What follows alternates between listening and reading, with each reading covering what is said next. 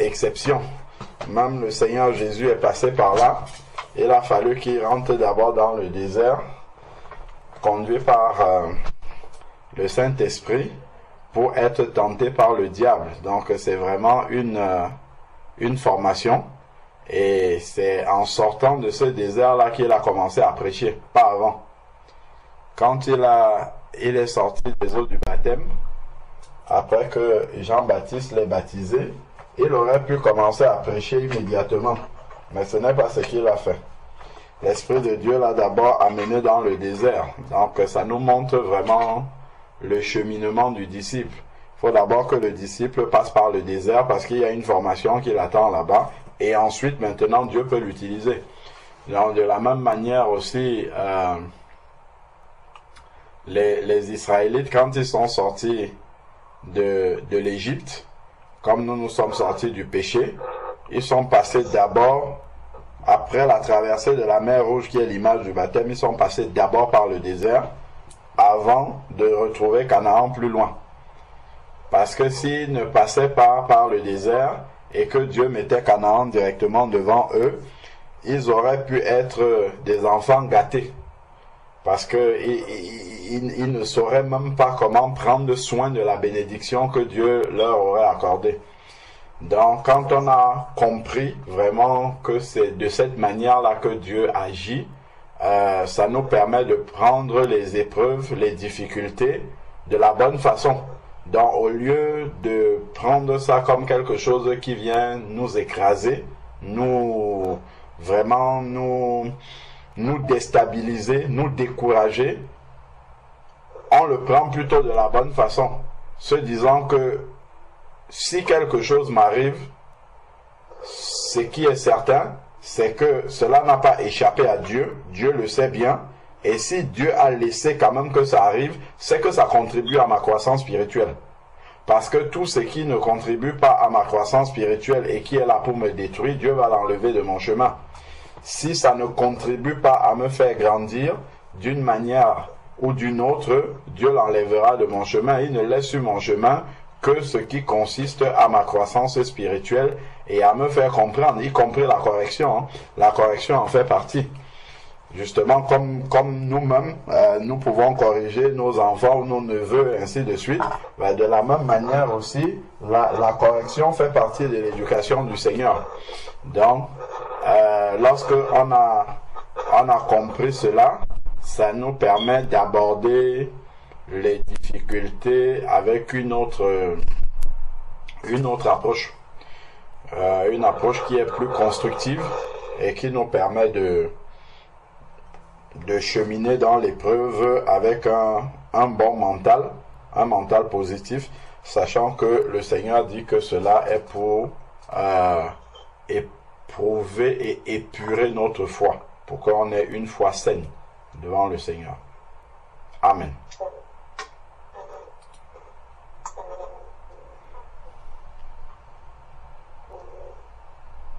De l'autre côté, Comment? J'étais pas bien suivi. de l'autre côté. Ah oui, de notre côté, par la grâce de Dieu, ça va bien, merci. Donc, l'église va bien, continue à grandir. Nous aussi, ça va. On s'accroche. Il y a des combats, ce qui est normal. Parce que l'absence de combat, justement, voudrait dire que Dieu nous a oubliés. Donc, tant qu'il y a des combats, ça va. Ça veut dire qu'on avance, on progresse. Ça coupe. Je n'entendais pas bien, ça coupait. Ça coupait. Non, j'étais en train de dire que ça va bien de notre côté. L'église grandit, progresse. Il y a des difficultés, il y a des combats. Mais ça veut dire justement que on est dans le processus de perfectionnement dans lequel le Seigneur nous a introduits. Donc c'est normal que ça soit là. Donc le plus important, c'est vraiment d'apprendre au travers de chaque épreuve, de chaque difficulté, d'apprendre pour mieux faire les prochaines fois et de grandir, de maturer davantage. Donc voilà un peu comment on se porte par la grâce du Seigneur.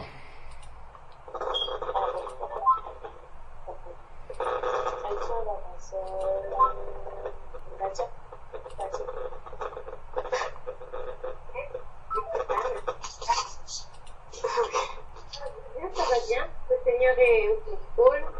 Sur mes faiblesses, il est fort pour moi. Amen. Et ça va. Hein? Gloire à Dieu. Amen. Ça va dire. Ça va dire alors.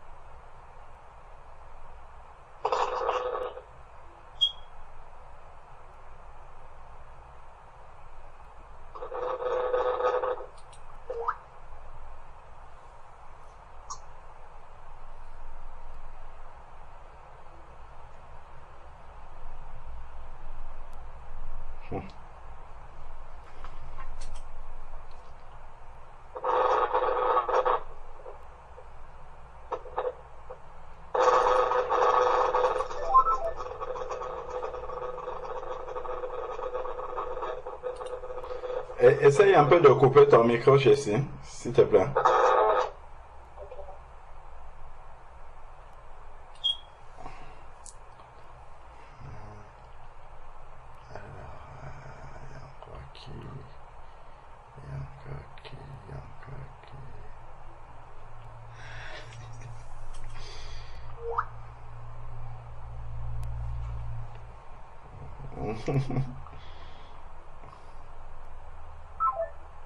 Ah, Janice. Janice.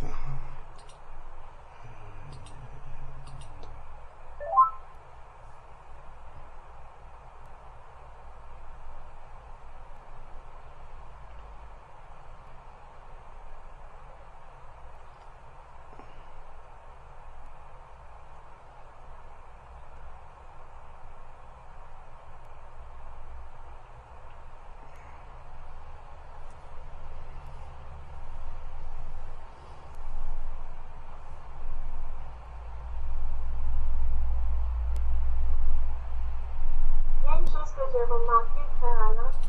Oui. Depuis dimanche dernier, sur le fait qu'on devait parler, enfin annoncer, je sais pas, en fait parler du Seigneur aux personnes qui sont autour de nous.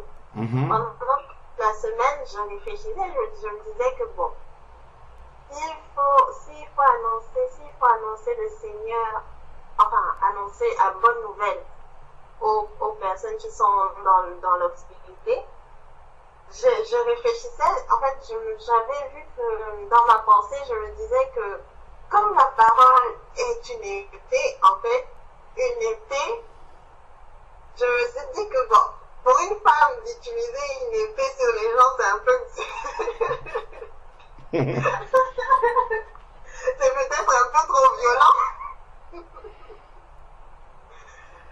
Ça, j'ai remarqué que je pensais aussi comme ça, parce que je me disais toujours que non, pour une femme servante du Seigneur, il faut qu'elle soit douce seulement, qu'elle soit douce, et que cette douceur-là, c'est ça qui peut toucher les personnes qui sont justement en perdition. Mais après, j'ai vu que ça aussi, ça constituait justement un blocage. Parce que je me disais que bon, si je dis par exemple que voilà, j'agis de telle ou telle manière parce que la parole dit ceci, cela, ça déjà c'est expliqué, non? Ah oui. Ou alors je suis en train d'expliquer en fait mon comportement. Ça aussi c'est quelque chose que j'ai pas envie. Lorsque tu donnes ton témoignage est pleinement suffisant pour montrer la puissance de Dieu. Quand on regarde par exemple la Samaritaine dans Jean 4, elle ne dit pas beaucoup de choses. Hein. C'est vraiment comment dire? Parce que au contact du Seigneur, il y a quelque chose qu'elle a vécu, quelque chose d'unique qu'elle a vécu, et donc quand elle en parle, donc il y a une puissance qu'elle communique. Je ne sais pas si tu vois, parce que sa rencontre avec le Seigneur l'a tellement bouleversée dans le sens positif que quand elle en parle, elle transmet quelque chose aux personnes qui l'écoutent. Et donc forcément, ce n'est pas dans la quantité de ce qu'elle va dire, mais c'est que ce qu'elle dit vient du profond d'elle-même, parce qu'elle a vécu quelque chose de fort véritablement. Et donc, et c'est là où on voit vraiment la puissance du Saint-Esprit. C'est-à-dire qu'elle a des paroles qui sont peu, qui ne sont pas à première vue aussi bouleversantes que ça. Elle a dit, j'ai rencontré un homme qui m'a dit tout ce que j'ai fait, ne serait-ce pas le Messie. Voilà, ce n'est pas une évangélisation époustouflante, mais ça a déclenché la conversion de toute une ville. Parce que justement, il s'est passé, ce qui est le plus fort en fait, c'est sa rencontre avec Jésus. Ce dont elle a parlé avec Jésus l'a suffisamment chargé, boosté, au point où elle a laissé la cruche dont elle était venue pour puiser de l'eau. Donc, ce qui l'amenait au puits est devenu secondaire. L'urgence qu'elle avait de ramener de l'eau, c'est devenu quelque chose de secondaire. Donc, les choses de sa vie, de tous les jours, la quotidienne, immédiatement sont devenues secondaires dès qu'elle a rencontré le Messie. Et tout ça, en fait, c'est quelque chose qu'elle communique dans ces simples paroles qu'elle dit, j'ai rencontré quelqu'un. Il y a tout ce bouleversement qui arrivait dans sa vie qui transparaît. Et donc, forcément, quand elle communique comme ça avec les gens, l'Esprit de Dieu touche le cœur des personnes pour que les personnes reconnaissent déjà cette transformation. Puisque la femme, elle vient à midi, il n'y a personne au puits. Normalement, quand on regarde par exemple dans Genèse 24, lorsque Rebecca est sortie pour aller puiser de l'eau, on voit que, bon, généralement, les gens, ils viennent nombreux. Et c'est pas une personne comme ça en passant, les gens viennent nombreux au puits, mais elle vient tout seule. Donc, à un moment où il n'y a pas beaucoup, où il n'y a personne, où elle est toute seule, est-ce que déjà on est amené à se poser la question, est-ce que ce n'était pas quelqu'un qui avait des complexes, avait honte de sa situation parce qu'elle est avec un mari qui n'est pas le sien, je sais pas. Il peut y avoir des choses qui peuvent justifier que c'était plutôt quelqu'un qui n'aimait pas la foule, qui préférait être dans dans un peu caché, vivre un peu caché. Mais on voit directement un changement complet par rapport à ça. Donc elle est venue seule au puits. Par contre, une fois qu'elle a rencontré le Messie, les gens qu'elle évitait en venant à un moment où il n'y a personne au puits, elle court maintenant pour rencontrer ces gens-là. Parce que ce qu'elle a appris, elle ne peut pas garder ça pour elle.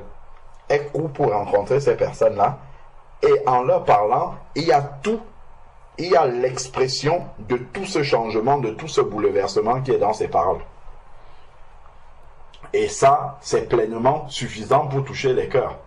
Donc c'est vraiment la puissance de notre témoignage est fonction de la manière dont nous avons rencontré et dont nous vivons avec Jésus-Christ. Ça forcément, quand on va parler de nos témoignages, de nos expériences avec Jésus-Christ, ça peut être le témoignage de la conversion initiale, ça peut être également, parce que la Bible dit qu'il a mis en nous la parole de la réconciliation. Donc l'Esprit de Dieu va aller puiser à l'intérieur de toute la parole de la réconciliation qui est en nous, pour sortir la bonne parole pour la personne qui est devant nous. Donc, ça peut être le témoignage de notre conversion, comme ça peut être l'expérience d'un vécu avec le Seigneur, qui n'est pas forcément notre conversion initiale. On pourra y revenir au moment où la personne en aura besoin, mais ça peut partir simplement d'une expérience qu'on a vécue, d'une expérience forte qu'on a vécue et qui est suffisamment convaincante pour amener quelqu'un à croire que Dieu existe. Parce que au travers de cette expérience forte qu'on a vécue avec le Seigneur, ça va vraiment toucher et marquer la personne qui l'écoute. Parce que la personne verra qu'on en a été transformé véritablement. Le fait d'avoir expérimenté cela avec le Seigneur. Et ce sont ces éléments-là qui font la puissance du témoignage. Dans le témoignage n'est pas... La force du témoignage ne repose pas toujours dans les paroles. En fait, les paroles que nous disons. Parce que c'est le Saint-Esprit qui va utiliser ces paroles-là pour toucher les cœurs. Mais c'est vraiment ce qui sort de l'intérieur. Et ce qui sort de l'intérieur est fonction vraiment de l'intimité, la manière dont on a rencontré le Seigneur et dont on marche avec le Seigneur. Amen.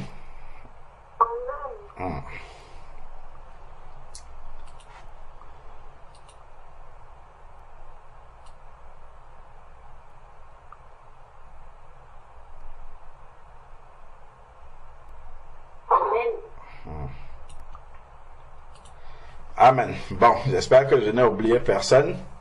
S'il y en a d'autres, ils vont retrouver le train en marche. Donc on va prier et puis on va poursuivre.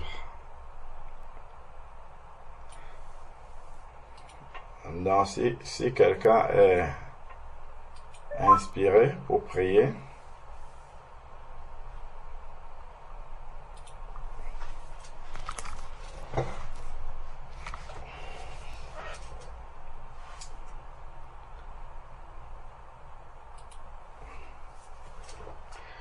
Seigneur Jésus, nous voulons encore te rendre grâce et te bénir pour ces moments privilégiés que tu nous accordes, Seigneur Père, de pouvoir nous approcher de toi pour célébrer ta grandeur, Seigneur Père, et encore recevoir l'instruction qui nous est nécessaire pour cheminer sur la voie étroite avec toi, Seigneur Père éternel. Merci Seigneur Dieu parce que tu nous donnes l'opportunité de pouvoir venir à tes pieds, Seigneur Père,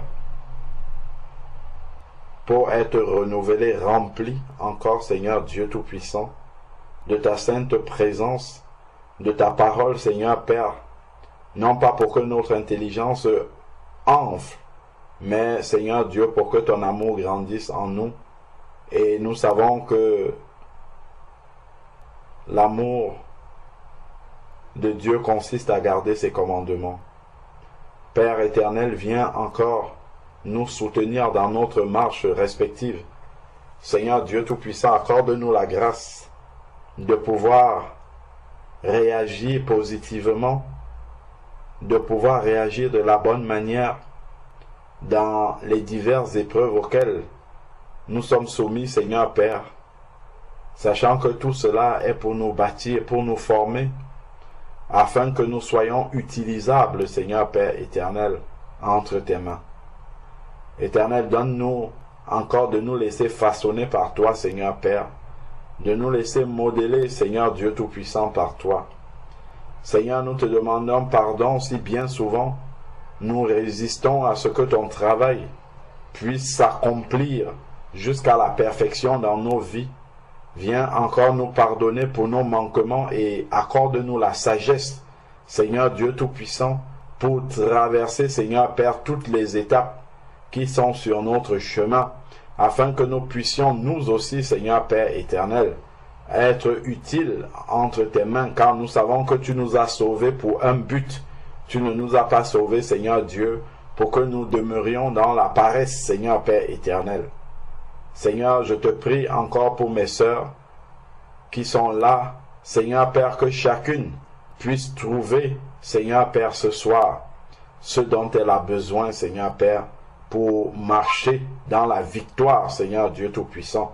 Père, conduis-nous par ton esprit, que ces moments soient encore, Seigneur Dieu Tout-Puissant, des moments de ressourcement spirituel, des moments de recharge de nos batteries, des moments d'encouragement pour celui qui est découragé, Seigneur Père éternel, des moments de guérison de nos âmes, Seigneur Père, que là où, Seigneur Dieu Tout-Puissant, la lassitude veut s'installer, que l'encouragement à continuer, à persévérer, à poursuivre la marche, Seigneur Père, puisse venir encore dans nos cœurs, Seigneur Dieu Tout-Puissant. Merci pour le consolateur qui est auprès de nous et qui est en nous, Seigneur Dieu Tout-Puissant, et qui est là encore pour nous encourager à aller toujours de l'avant, Seigneur Père éternel.